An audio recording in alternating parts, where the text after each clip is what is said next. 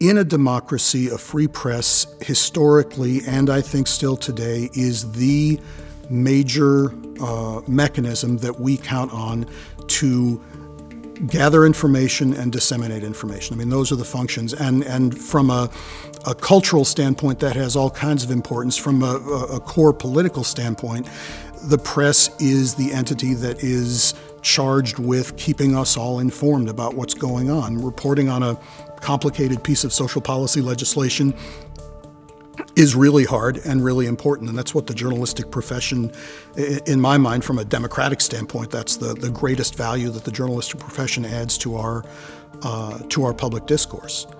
Without that, without a strong, free, independent press, we are still going to have a lot of commentary. We're still going to have a lot of opinions flying around, but those opinions will not be grounded in widely available, verifiable, contestable information, and it'll just be a bunch of people yelling at each other. These new pieces of legislation are trying to strengthen the hand of law enforcement, increasing penalties for engaging in these kinds of protests.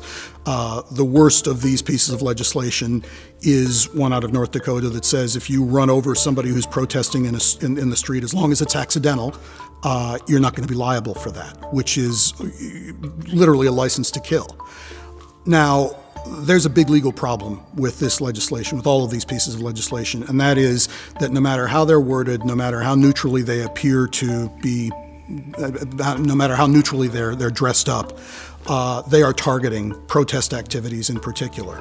And that's not lawfully okay. I mean, this is not rocket science. This is not controversial. This is 1776. This is basic, historically grounded, pedigreed protest of the kind that we think of as an important part of our national self-concept, and we've got state legislatures trying to bar it. The most important issue, and the one that doesn't get enough attention, is efforts by people in real positions of governmental authority, that is, state government officials, to shut down or limit academic freedom in universities. And I can guarantee you, you might like the ideas that the legislature is squelching today, but guess what? If that's how we're going to do business, it's going to be a legislature of another party in 10 years saying that you can't teach a subject on the other side of the arguable ideological spectrum.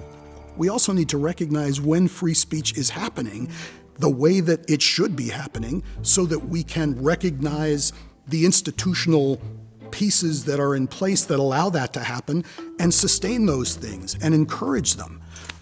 Promote education that gives people a sense of their stakes in the political process. Create opportunities, open up public spaces like university campuses that give people a forum for making their views known.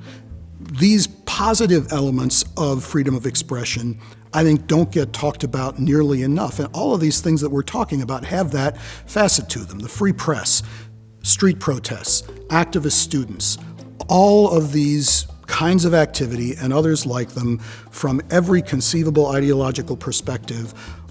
This is what the First Amendment was designed to do. So I think we need to really identify and recognize and treasure the activities that embody that public discourse. And that's what's going to give us the insight and the vision to fight against abuses and threats to the First Amendment.